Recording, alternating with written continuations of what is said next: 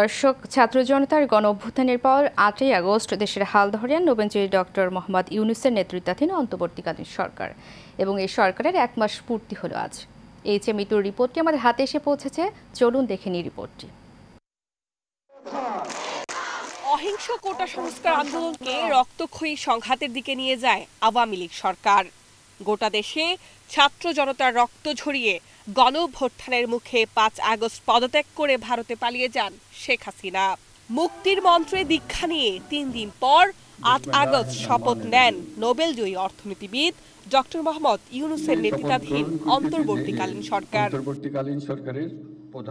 দায়িত্ব নেওয়ার পরপরই এই সরকারের সামনে প্রথম চ্যালেঞ্জ ছিল আইন শৃঙ্খলা নিয়ন্ত্রণ ও নৈরাজ্য প্রতিরোধ। পুলিশ বাহিনীকে কর্মবিরতি থেকে ফিরিয়ে আর সেনাবাহিনী ও বিজিবির সহযোগিতায় সেই চ্যালেঞ্জ অনেকটাই উতরে গেছে অন্তর্বর্তীকালীন সরকার। প্রশাসনের কেন্দ্রবিন্দু সচিবালয়েও শুরু হয় ব্যাপক রদবদল। স্বৈরাচারী সরকারের নিয়োগকৃত চুক্তিভিত্তিক সব সচিবকে বাধ্যতামূলক অবসরে পাঠায় ডক্টর ইউনূসের সরকার।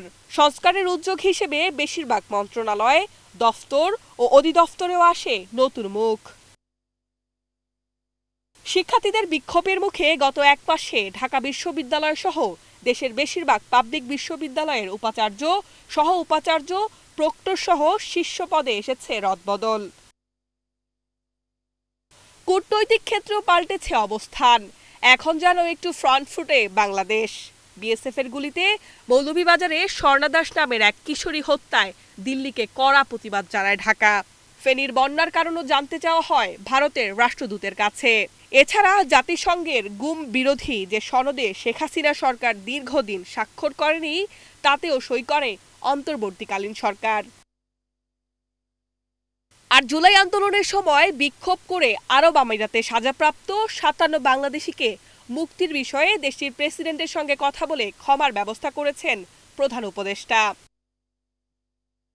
অর্থনীতিকে স্থিতিশীল রাখা নতুন সরকারের অন্যতম বড় চ্যালেঞ্জ। বাংলাদেশ ব্যাংকের গভর্নর, এনবিআর চেয়ারম্যান থেকে শুরু করে বেশিরভাগ অর্থনৈতিক প্রতিষ্ঠানের কর্তা ব্যক্তিদের সরিয়ে নতুনদের নিয়োগ দেওয়া হয়েছে।